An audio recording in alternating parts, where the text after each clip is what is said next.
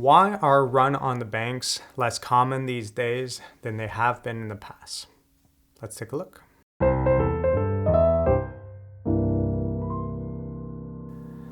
So the concept of a run on the bank is a lot of people withdrawing their funds from a bank at the same time, as if everyone was running to the bank to get their money out.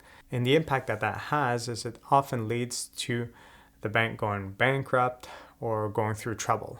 Because at the end of the day, we know that most banks only keep a small fraction of the deposits that they receive as reserves, and they loan out the rest. So let's say you receive $1 million and you keep only 100,000 of that and you loan out the rest. Well, that means that if all the depositors that gave you that first $1 million come to get their money out at the same time, you only have 100,000 to spare. So as soon as that first person with 100,000 comes by, takes the money out, well, then you have no money for the other people, and then it leads to this whole kind of system crashing down. It was a bad kind of outcome that could happen in the past, and one of the main reasons it no longer exists is because most deposits are guaranteed up to a certain amount. So in Canada, we have the Canada Deposit Insurance Corporation, which banks kind of have to pay an insurance premium on to run, and it's based on how risky they are and how much deposits they have. And what that does is that if ever a bank goes bankrupt, it leads to a situation where these individuals can now get their money through this Canada Deposit Insurance Corporation.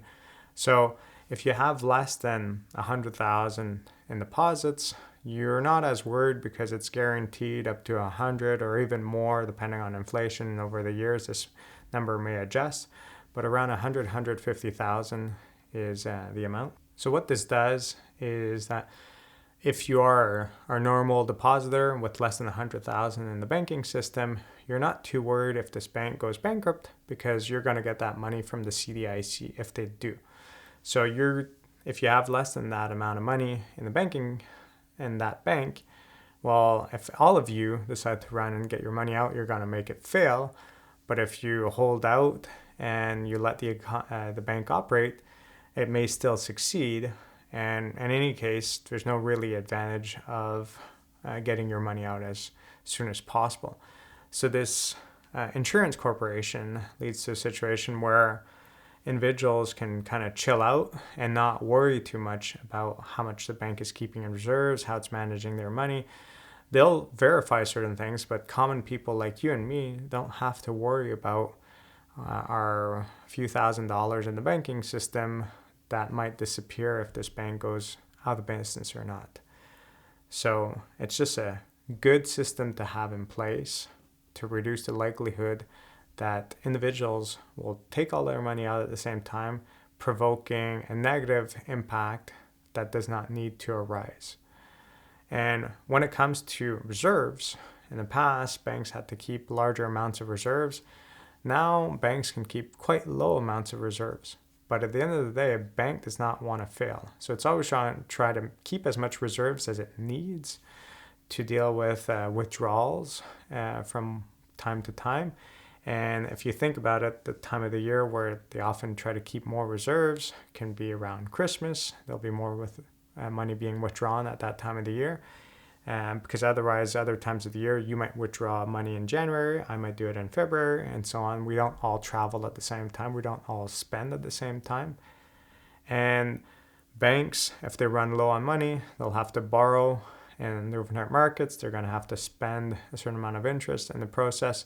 So although they can keep very low reserves, they can't just keep zero reserves and have no penalty. So at the end of the day, banks keep low reserves, but do you need to worry about it? Well, if your bank's covered through this insurance corporation, the CDIC in Canada, it's not too much of a worry because unless you keep massive amounts of money in your banking account, you will be covered. So sleep quietly, you're fine.